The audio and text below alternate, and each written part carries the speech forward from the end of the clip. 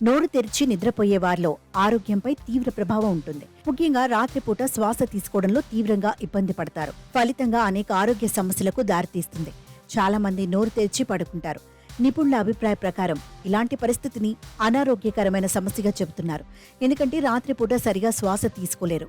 నోటి శ్వాస అనేది స్లీప్ అపెనాతో దగ్గరి సంబంధం ఉంటుంది. చికిత్స చేయకుండా వదిలేస్తే అధిక రక్తపోటు, మధుమేహం, హృదయ సంబంధ వ్యాధులతో తీవ్రమైన ఆరోగ్య సమస్యలకు దారితీస్తుందని వైద్య నిపుణులు హెచ్చరిస్తున్నారు.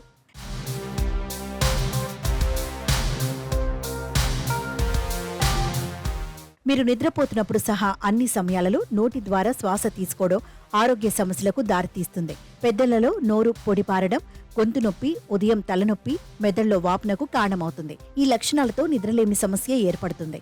దాంతో బాగా అలసిపోయినట్లు భావిస్తారు. పిల్లలలో నోటి శ్వాస తీసుకోవటం వల్ల దంతాలు వంకరపోతాయి. ముఖ వైకల్యాలు లేదా దంతాల పెరుగుదల లోపిస్తుంది. ఇతర వ్యాధుల లక్షణాలను కూడా తీవ్రతరం చేస్తుంది. నోటి శ్వాసతో చాలా సందర్భాలలో నాసిక వాయు మార్గం సన్నగా మారుతుంది. వాయు మార్గం ఇరుకైందిగా మారుతుంది. ఆక్సిజన్ తీసుకోలేకపోవటం వల్ల నోటి శ్వాసను కష్టతరం చేస్తుంది. అందువల్ల నాసిక రద్దీతో నోటి ద్వారా ఊపిరి పీల్చుకునేలా చేస్తుంది.